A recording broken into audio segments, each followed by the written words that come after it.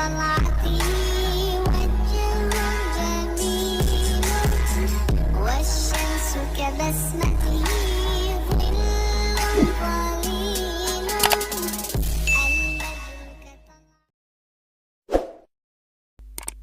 Bismillahirrahmanirrahim. Assalamualaikum warahmatullahi ta'ala wabarakatuh. Alhamdulillahirabbil alamin. Wassalatu wassalamu ala asrofil anbiya'i wal mursalin sayyidina wa maulana Muhammadin. Qala Allah ta'ala fil Qur'anil Karim, a'udzu billahi minasyaitonir rajim. Bismillahirrahmanirrahim. Innallaha la yughayyiru ma biqaumin hatta yughayyiru ma bi anfusihim. Al-ayah. Wa qala Nabiyullah Muhammad sallallahu alaihi wasallam, khairun nas anfa'uhum linnas.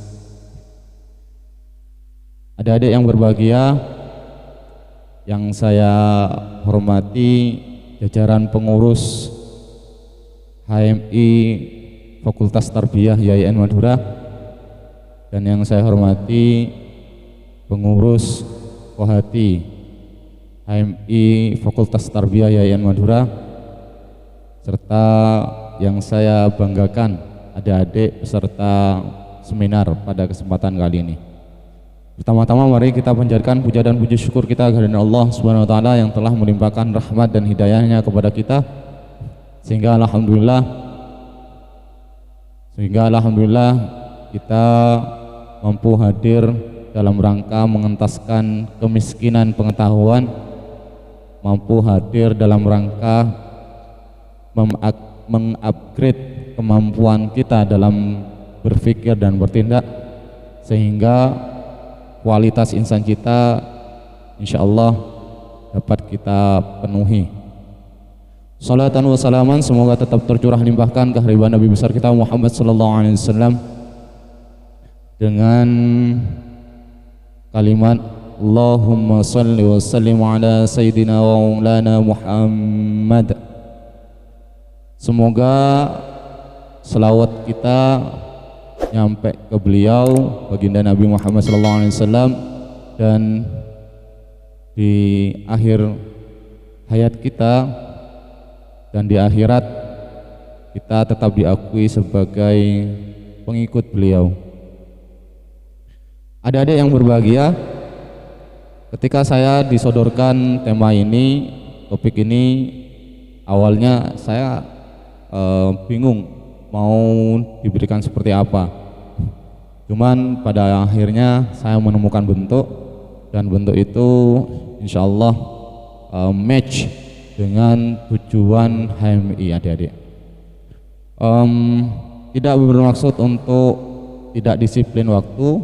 Sebenarnya saya sudah siap pada jam 8 tadi karena di pamflet jam 8, cuman saya lupa bahwasanya RAK dan sebagainya itu membutuhkan waktu yang lama, baru sambutan dan sebagainya, baru kemudian acara seminarnya.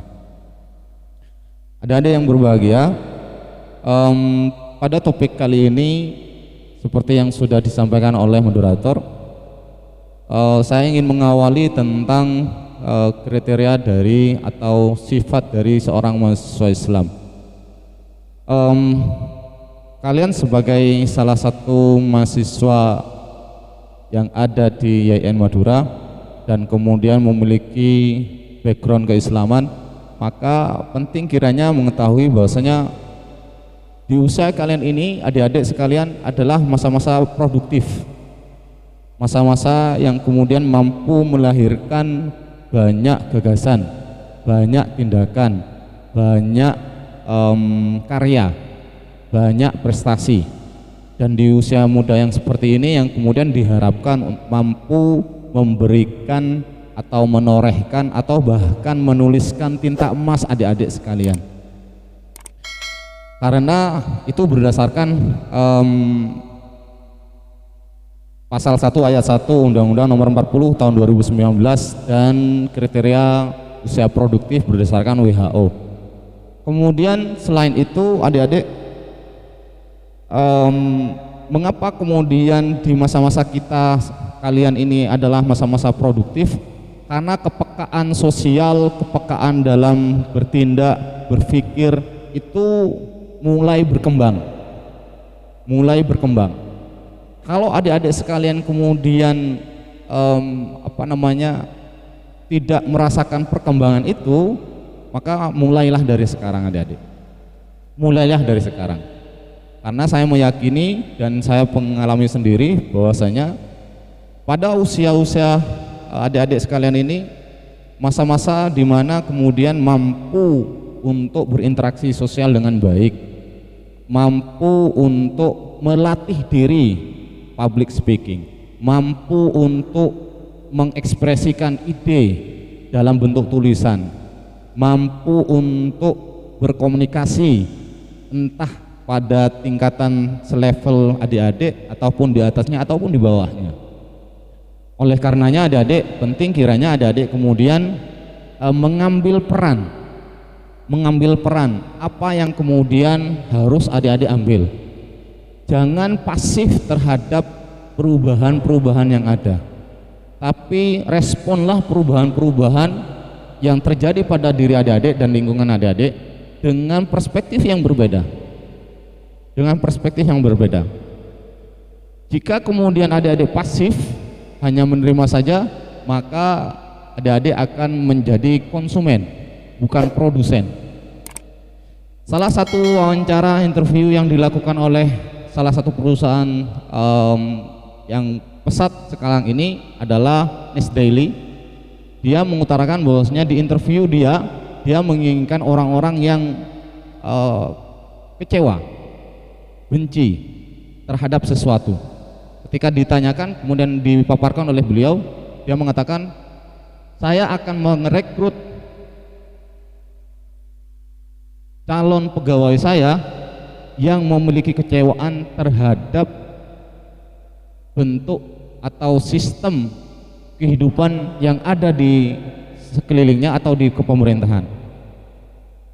Karena orang yang kemudian kecewa, marah itu adalah orang-orang yang mampu melakukan banyak perubahan, dan itu sejalan dengan apa yang sudah disampaikan oleh banyak-banyak tokoh revolusioner Indonesia termasuk Reverend Pane. Mereka berangkat dari kekecewaan, mereka berangkat dari kekesalan, mereka berangkat dari pengunderestimatean, mereka berangkat dari rasa ingin berubah. Karena besarnya tensi itu, maka mereka mampu untuk melakukan perubahan. Saya masih teringat dengan apa yang disebutkan oleh Margaret Thatcher. Kira-kira begini, saya bacakan teksnya, habis itu kemudian saya paparkan. Watch your thoughts, for they will become actions, and watch your actions, for they will become habits, and watch your habits, for they will forget your characters, and watch your character, for it will make your destiny. Artinya apa adik-adik? Apa yang kemudian adik-adik pikirkan di dalam alam pikiran adik-adik itu, maka akan melahirkan suatu action. Jadi bermula dari apa yang dipikirkan, endingnya akan menentukan masa depan adik-adik. Dan itu berlaku pada kita semua. Baik saya, ini, mereka, dan kalian. Itu akan berlaku. Jadi kalau kemudian cara berpikir kita itu tidak mencerminkan sesuatu perubahan, maka action yang akan dihasilkan dia akan nihil. Tapi kalau adik-adik kemudian berdasarkan bermula dari pola berpikir yang benar, maka akan menimbulkan tindakan. Dari tindakan yang adik-adik kemudian lakukan, maka itu akan menimbulkan suatu kebiasaan. Kemudian dari kebiasaan yang adik-adik lakukan, maka itu akan menentukan destiny adik-adik, masa depan adik-adik. Saya masih teringat dengan apa yang sudah dialami teman saya. Teman saya itu kebiasaan di komisariat, dia itu nulis selembar per selembar. Kemudian kebiasaan mereka juga ada yang kemudian membaca buku, kemudian diskusi, baca buku, diskusi, baca buku, diskusi. Akhirnya alhamdulillah saya perhatikan bagaimana ia mengemukakan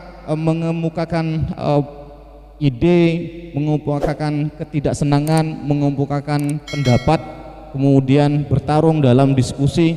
Dia itu sangat berhasil ada, dan itu it's work, dan itu benar-benar berhasil.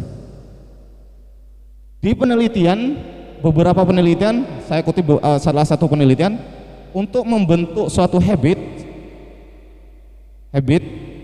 itu diperlukan 20 kali pekerjaan yang sama dilakukan continuously. Jadi kalau adik-adik melakukan habit baru, untuk mendapatkan habit baru, maka kerjakan minimal 20 kali secara kontinu, karena itu akan membentuk karakter. Kebiasaan yang kemudian dilakukan oleh adik-adik, maka itu akan menentukan destiny kita. Itu hukum alam adik-adik, dan itu akan berlaku untuk kita semua. Coba perhatikan dosen-dosen adik-adik misalkan di kampus, bagaimana kemudian ia mampu menerangkan, mampu menjelaskan detail tentang perkuliahan mereka. Apakah kemudian itu terjadi dengan begitu saja? Tentu tidak. Jauh sebelum perkuliahan dimulai, di pertemuan pertama, mereka sudah harus menyusun RPS. Sebelum RPS kemudian dibuat, maka mereka harus tahu topik perkuliahan apa saja yang akan diberikan dalam satu semester. Tidak hanya terkait dengan topik perkuliahan yang akan diberikan, sumber belajarnya apa saja, maka itu dipersiapkan dengan baik. Masuk kepada era 5.0 yang kemudian diangkat pada topik kali ini. Perhatikan, dulu kita masuk ke era 4.0 dan itu kita diskusikan banyak. Sebelum itu 3.0, sebelum itu 2.0, sebelum itu 1.0, dan sekarang kita masuk ke era 5.0. Ada banyak yang kemudian bisa digali sebenarnya adik-adik. Ada banyak yang kemudian bisa kita gali. Contoh misalkan, pada masa-masa 4.0 informasi itu masif. Informasi terkait dengan apa, kebutuhan apa, dan apa yang kemudian kita inginkan itu masif sekali. Namun pertanyaannya adalah, apakah di era 4.0 kemarin itu kita bisa menggunakan dengan baik? Contoh sekarang kita masuk ke 5.0. Banyak aplikasi adik-adik sekarang untuk menyelesaikan persoalan perkuliahan adik-adik, dan itu sangat gampang sekali. Baik itu makalah, jangankan makalah, sekelas skripsi saja itu mudah untuk dibuat sekarang adik-adik. Sekelas skripsi, benar apa? Benar. Dan saya mengikuti itu semua. Perkembangan itu saya ikuti, karena saya ingin mengetahui kualitas, benar-benar kualitas dari mahasiswa saya ketika, entah itu ketika saya jadi pembimbing ataupun ketika saya jadi penguji. Contoh salah satunya adalah AI, Artificial Intelligence. Artificial Intelligence itu adalah kemampuan suatu aplikasi untuk membaca dan mendeskripsikan dari user, dan itu seringkali kemudian digunakan. Sayangnya informasi yang kayak begitu itu, kita meskipun sekarang eranya 5.0, kita ternyata masih actionnya 3.0.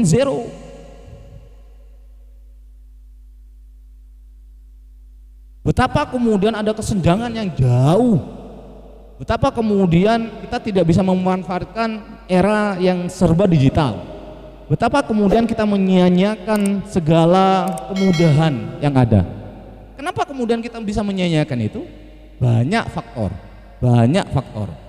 Salah satunya adalah, saya teringat, kalau kalian ingin mengetahui seseorang itu pergaulan mereka, maka lihatlah teman mereka. Kalau teman mereka pergaulannya A, maka akan berbau A. Maka kalau kita bergaul dengan kelompok B, maka copy paste-nya adalah kelompok B. Maka hati-hati adik-adik sekalian. hati-hati adik-adik membangun relasi dengan temannya. Kak, berarti itu pilih-pilih teman? Tidak. Bedakan adik-adik antara apa yang kemudian adik-adik inginkan dengan pertemanan yang kemudian adik-adik jalin. Saya jika kemudian berteman, saya lebih suka pada teman-teman yang ekonomi ke bawah, bukan ekonomi ke atas. Karena itu akan mengajarkan saya bagaimana kemudian tough. Itu akan mengajarkan saya bagaimana melihat perspektif yang berbeda. Itu akan mengajarkan saya bagaimana kemudian untuk survive.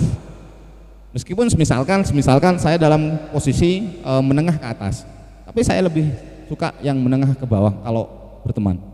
Tapi kalau urusan kemudian kompetitif, maka saya akan mencari orang yang tertinggi untuk bisa dikalahkan. Dan itu sudah sering saya lakukan ketika saya di mahasiswa, adik-adik. Saya mencari siapa yang kemudian bagus di dalam kelas, maka saya mencoba untuk mengalahkan. Kalau itu sudah selesai, maka saya pindah ke kelas yang lain untuk mengalahkan lagi. Kalau itu sudah selesai, maka saya coba di upgrade. Saya ingin mengalahkan dosen saya. Kalau itu sudah bisa saya coba, maka saya pilih dosen lain yang kemudian bisa saya kalahkan. Jadi jiwa kompetitif dalam rangka upgrading kemampuan itu terjadi, adik-adik. Itu terjadi. Oleh karenanya sebenarnya banyak yang kemudian saya sampaikan di PowerPoint itu terkait dengan era 4.0 kemudian 5.0 dan sebagainya. Tapi saya ambil intisarinya saja. Kemudian adik-adik, Kak, pada zaman sekarang ini kemudian skill apa yang kemudian harus kita asah? Ingat, sekarang kita zamannya kolaboratif dan kompetitif. Jangan adik-adik menutup diri peluang yang harusnya adik-adik buka. Jangan sampai adik-adik memblok koneksi adik-adik oleh karena benderanya berbeda. Jangan sampai adik-adik kemudian mengisolasi sendiri oleh karena circle-nya berbeda. Contoh, kita sekarang di HMI, tapi ada kemudian yang lebih bagus dari kita, yaitu adalah PMI. Kader PMI bagus, kader GMNI bagus, kader kami bagus. Kami, bukan kami. Saya dulu diajak teman saya untuk holakoh kami di Surabaya. Terus kemudian yang berangkat itu adalah teman-teman HMI 4 orang, termasuk saya salah satunya. 3 orang dari kampus yang sama, 1 saya dari kampus yang berbeda. Berangkat ke Surabaya, yang menyelenggarakan adalah teman-teman kami ITS. Di pelatihan itu alhamdulillah teman-teman HMI menguasai segala aspek pengkaderan yang ada. Sampai kemudian panitia mengatakan ini yang pantas membuat acara yang kayak begini ini mas-mas ini sekalian yang dari Madura ini. Artinya kualitas kita itu sudah diakui gitu. Kualitas kita sudah diakui. Kak, skill apa? Kembali lagi ke pertanyaan rumusan masalah yang kemudian ingin saya pecahkan. Skill apa yang kemudian harus saya dapatkan, Kak? 1, public speaking. Ini benar-benar penting, adik-adik. Ini benar-benar penting. Mau adik-adik jurusan apa saja, maka public speaking harus kemudian adik-adik kuasai. PGMI, PIAUD, PAI, TBI, TEBIN, TIPS, ya kan TEBIN, TEBIN, iya bahasa Indonesia TEBIN. Kemudian BK apa? BPKI, BKPI, BKPI, MPI, apalagi MPI itu, apalagi MPI. Ada yang jurusan MPI di sini? Ada? 1? Oh, ngan kerudung. Saya pikir kamu. Ya, jadi mau adik-adik latar belakangnya apapun itu, mau orang tuanya adik-adik bekerja sebagai apapun itu, mau ekonominya orang tuanya seperti apapun itu, maka public speaking perlu adik-adik kuasai. Kenapa? Karena di dunia pekerjaan itu, adik-adik, di dunia pekerjaan itu public speaking itu akan menentukan karir adik-adik, menentukan karir adik-adik. Kok bisa Kak? Bisa. Contoh, alumni TBI jadi pegawai bank, dia mantan pengurus HMPS TBI. Ketika diskusi menyampaikan gagasan, dia tuh bagus. Mantan duta kampus. Apakah adik-adik ini hanya salah satu contoh? Salah satu contoh. Yang tidak bagus di aspek akademiknya, bekerja di alumni MPI, bekerja di PT Garam. Berapa honornya Kak? Gajinya berapa? UMR Surabaya. Exactly 4,5. Kak, nanti saya jadi guru Kak. Hati-hati. Karena guru itu kalau kalian sukwan itu gajinya 500.000, 700.000. Kalau bosnya turun, bos itu bantuan operasional sekolah itu 500 sampai 700.000 satu bulan. Harga beras sekarang 300, harga skincare sekarang 250, bensin naik, mau pakai yang premium dulu nggak ada, sudah sekarang Pertalite sama Pertamax. Kak, saya ingin menyalurkan pengetahuan saya, boleh, nggak apa-apa, tapi jangan berhenti di situ, gitu loh. Jangan berhenti di situ. Kesejahteraan adik-adik nanti di masa depan perlu kemudian juga dipikirkan. Caranya apa? Punya skill. Coba sekarang adik-adik perhatikan, kalau adik-adik jadi manajer, kemudian ada yang datang kepada adik-adik untuk melamar pekerjaan di perusahaan adik-adik, apakah mau ngambil yang biasa-biasa saja? Tidak. Jadi perspektifnya kita itu bukan sebagai employer, bukan sebagai pelamar, tapi sebagai direktur. Pasti direktur itu menginginkan nilai tambah dari seorang pelamar, pasti. Ikel Kak, kula doa baik Kak. Reken saya pahanan ngak arwah pas nanti doa. Pada doa arwah. Ada andi reng tua. Ikel kula entar ka kiai Kak. Berikan pada tak andi kiai, pada andi kiai. Jadi kemampuan public speaking menjadi kebutuhan dasar adik-adik sekalian. Yang pertama. Kemudian yang kedua, kemampuan menulis. Tradisi di HMI dua ini, satu pintar ngomong, dua pintar nulis. Itu tradisi adik-adik. Seperti adik-adik pernah kemudian rasakan tradisinya yang ada di lingkungan adik-adik. Tradisi itu kebiasaan-kebiasaan yang sering kemudian dilakukan dan itu positif. Kalau adik-adik mampu melakukan public speaking dan itu berhasil, maka saya jamin adik-adik itu literatur bacaannya top. Jumlah menit yang dihabiskan untuk baca itu bagus. Redaksi atau diksi yang digunakan adik-adik gak bakalan kehabisan stok. Kadang kita kan ketika public speaking aca-aca apa itu, akebi apa melarat. Kak, bibirnya Kak bro. Padahal tepes. Nih, saya kasih tipsnya adik-adik. Adik-adik khususnya cewek-cewek, kalau cowok dia itu mampu. karena di otak kirinya sering bekerja. Kalau cewek otak kanannya yang sering bekerja. Adik-adik perempuan, coba ketika kalian berbicara dengan temannya, lancar apa enggak? Lancar sekali. Koreksi ya kalau saya salah. Adik-adik ketika berbicara dengan temannya perempuannya, kemudian berbicara tentang baju, iki nganggo kelambi apa? Wis anu boy, saya berna merah, lah aja merah katak, merah marun. Si melenang di mah.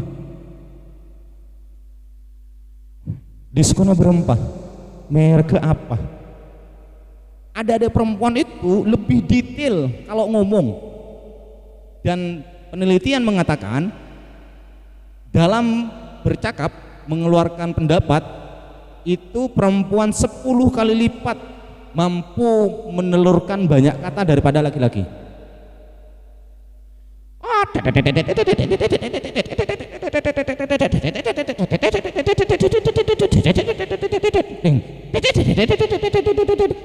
Itu kayak begitu.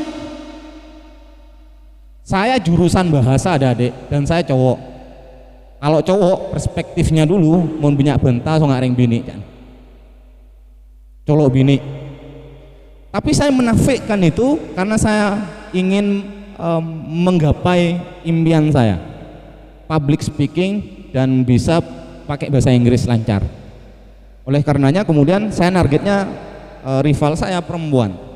Dia tuh kalau ngomong bahasa Inggris bukan bahasa Indonesia ada dek. Kalau bahasa Inggris itu mikirnya 2 kali. Kalau bahasa Arab itu 3 kali. 3 kali. Makanya di proses pembelajaran kalau teman-teman bahasa Arab itu lebih banyak bahasa Indonesianya daripada bahasa Arabnya. Kalau di TBI lebih banyak bahasa Inggrisnya, tapi dosennya. Berarti sama kak? Ya sama, TBA sama. Jadi saya ngambil rival itu perempuan karena saya jurusan bahasa, saya harus memiliki banyak kosakata dan saya harus sistematis dan dia itu juga bisa sistematis, kosakatanya juga banyak. Terus kemudian apa yang kemudian bisa saya gali untuk bisa mengalahkan seorang perempuan yang notabene-nya hampir sama kemampuan dengan saya? Satu yang kemudian saya pikirkan, perempuan itu emosional, tidak rasional. Laki-laki itu rasional daripada emosional. Mereka itu lebih bisa mengontrol rasionalitas daripada emosional. Sedangkan perempuan lebih tidak bisa, bukan tidak bisa sama sekali, lebih tidak bisa mengontrol rasional. Contoh misalkan, ketika rasional kemudian saya kedepankan dan dia bisa mengimbangi, maka saya menggunakan trik yang lain. Artinya saya kejar di emosinya dia, biar dia itu emosi, terus kemudian nggak fokus. Maka alhamdulillah saya bisa mengalahkan dia. Selain public speaking kemudian menulis, kak menulis saya itu menulis itu susah banget kak, bener susah kak, billahi kak, wallahi melarat kak. Sama seperti adik-adik belajar apapun itu sama. Coba adik-adik bayangkan, bayi umur 0 tahun sehingga kemudian bisa berjalan, prosesnya berapa bulan itu? Lebih dari 5 bulan, lebih dari 1 tahun, kadang 2 tahun baru bisa berjalan. Tapi itu dilakukan continuously. Menulis pun demikian adik-adik. Menulis pun demikian, butuh kesabaran dan ketelatenan untuk mampu menghasilkan tulisan yang berkualitas.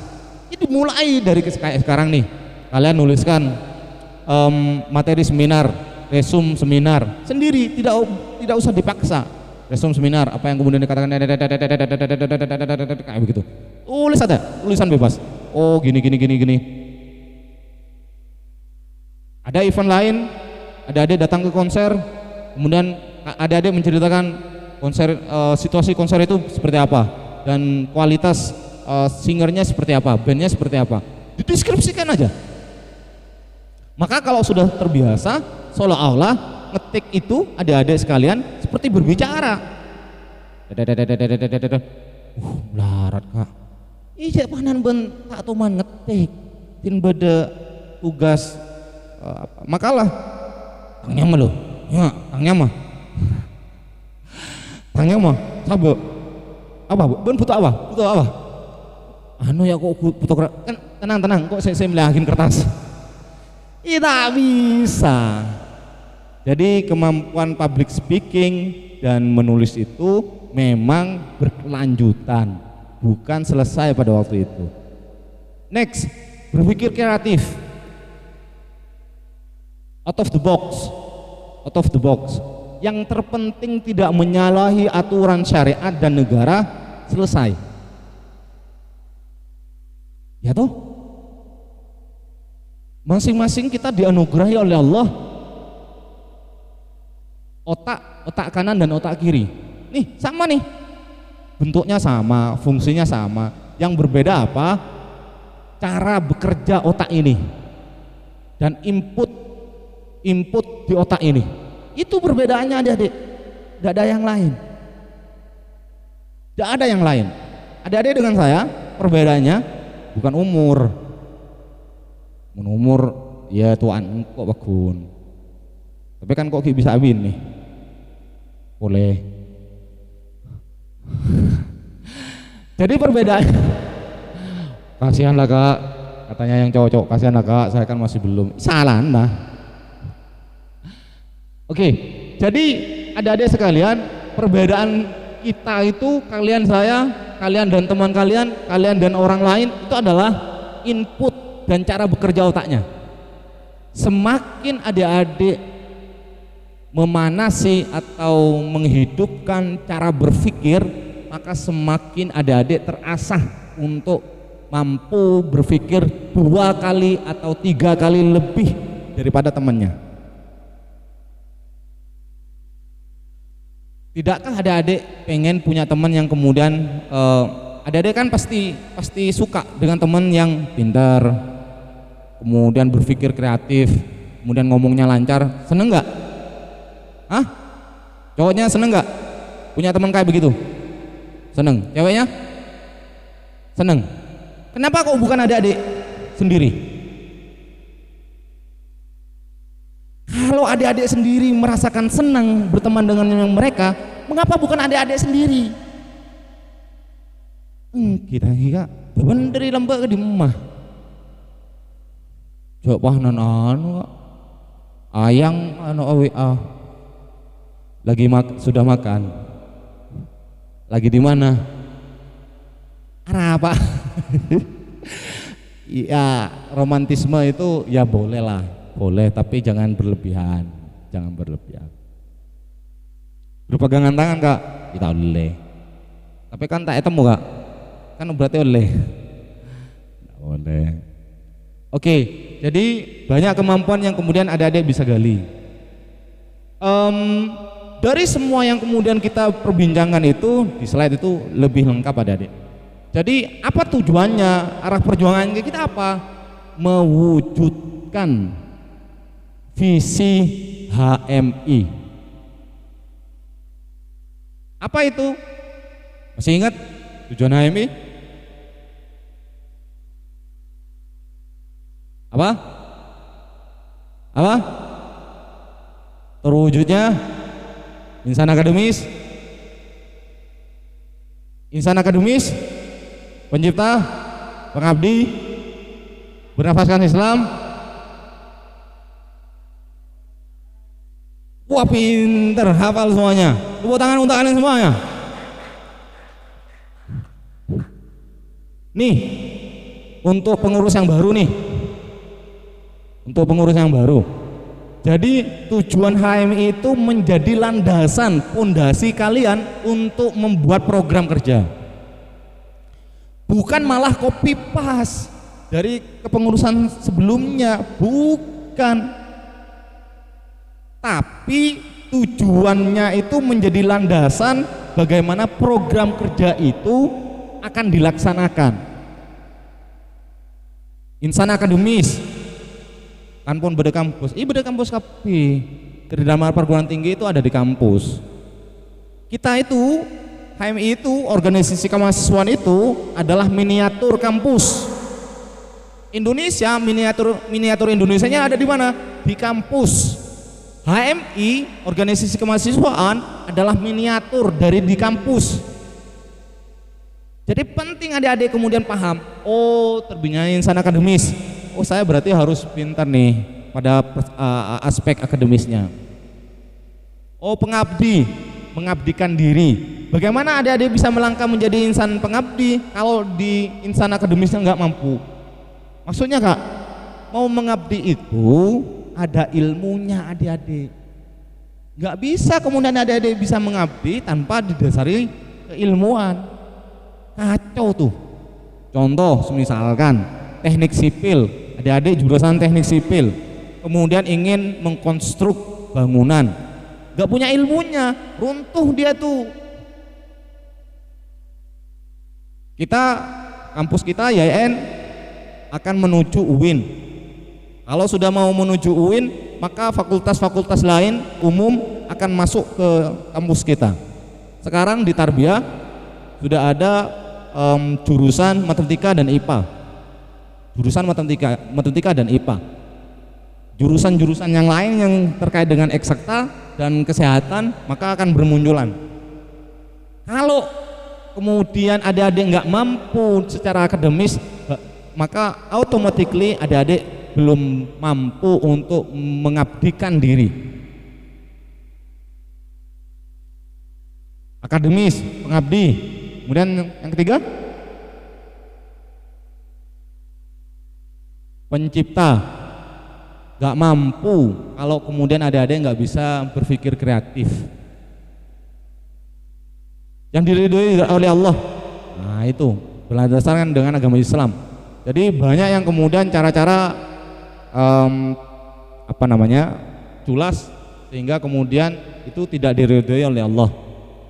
Tidak diridhoi oleh Allah karena cara-caranya tidak benar. Apa yang kemudian dihasilkan, apa yang kemudian diusahakan itu tidak benar. Contoh ya, anak komisariat tidak boleh ikut aktif pada kegiatan partai politik, tidak boleh. Itu haram hukumnya adik-adik sekalian pada tingkatan kader ataupun pengurus berhubungan dengan partai politik. Tapi kan kami kita kan banyak yang dari partai politik Kak. Loh, kalau hubungan kekeluargaan antara kami dan adik-adik sekalian itu boleh. Yang tidak boleh itu kegiatan partai politik. Dulu karena saya ada di YN sampai sekarang alhamdulillah, kemudian saya memperhatikan HMI YN dulu sebelum mekar, itu banyak adik-adik kepengurusan yang kemudian berhubungan mesra sekali dengan partai politik. Bahkan kader-kadernya kemudian diangkut ke mereka. Itu haram hukumnya adik-adik. Di ADART kita sudah jelas. Ya untuk dengan tujuan tertentu. Kak, terus gimana caranya Kak untuk kemudian kita mampu mencapai impian kita itu pada era 5.0 ini? Jadi yang pertama kita men-setting atau menetapkan tujuan. Kalian tujuannya apa adik-adik? Oh ini Kak, oh ini. Berangkat dari tujuan, baru kemudian berusaha untuk mengimplementasi, mencari jalan. Jadi jangan mencari jalan dulu baru kemudian ketemu tujuan. Tetapkan tujuan dulu baru kemudian dicari jalannya. Baru kemudian stick to it, mengusahakannya. Baru setelah itu reach the goals. Artinya mendapatkan atau memperoleh apa yang kemudian sudah direncanakan sebelumnya. Dari apa yang kemudian adik-adik dapatkan, satu misi sudah terdapatkan, sisi akademisnya adik-adik merasa bisa, sisi yang lainnya kemudian adik-adik kumpulkan untuk bisa, kemudian sisi yang lainnya, kemudian skill yang lainnya adik-adik kumpulkan untuk bisa, kemudian skill lainnya lagi adik-adik usahakan untuk mampu. Maka konsepnya Rasulullah itu khairun nas anfa'uhum linnas itu tercapai. Seperti korek api yang menyala sedangkan yang lainnya tidak, maka adik-adik menjadi pijar untuk menyalakan korek api yang lainnya. Adik-adik nggak bakalan bisa atau mampu untuk menyalakan korek api yang lainnya jika adik-adik posisinya tidak menyala. Tidak akan pernah mampu. Adik-adik terlebih dahulu harus mampu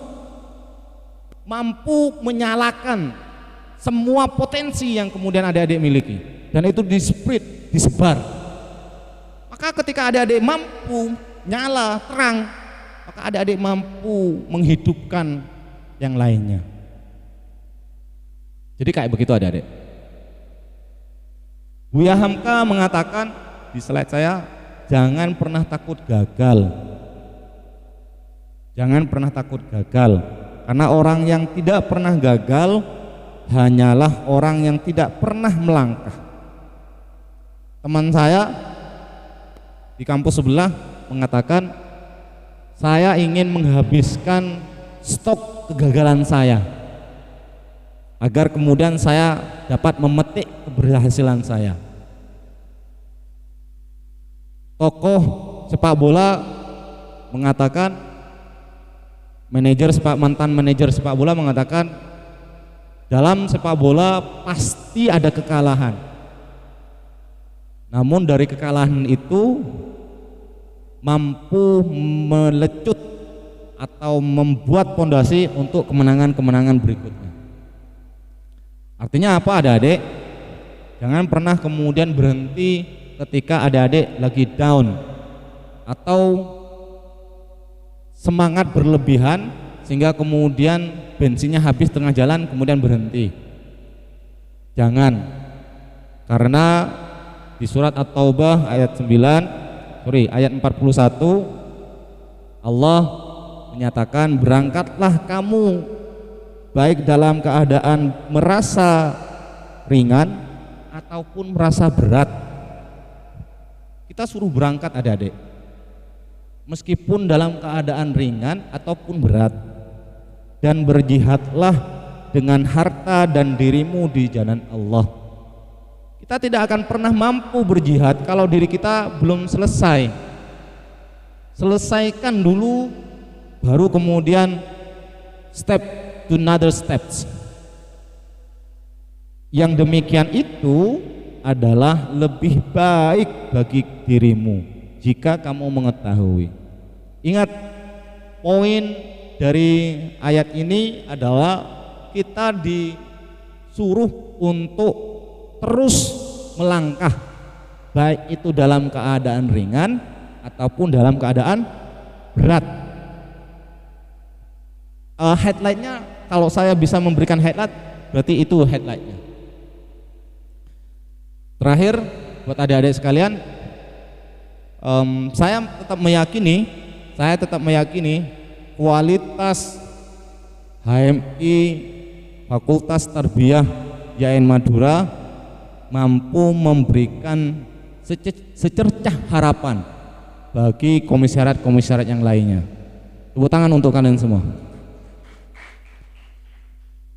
Oleh karenanya, jangan berhenti di pengkaderan, jangan berhenti untuk mengupgrade kemampuan, jangan berhenti untuk terus mengasah dan memperoleh kemampuan yang lainnya dalam menghadapi era 5.0 ini. Karena dirimu pantas untuk dihebatkan. Akhiran, hadanallahu wa iyyakum ajma'in. Assalamualaikum warahmatullahi taala wabarakatuh.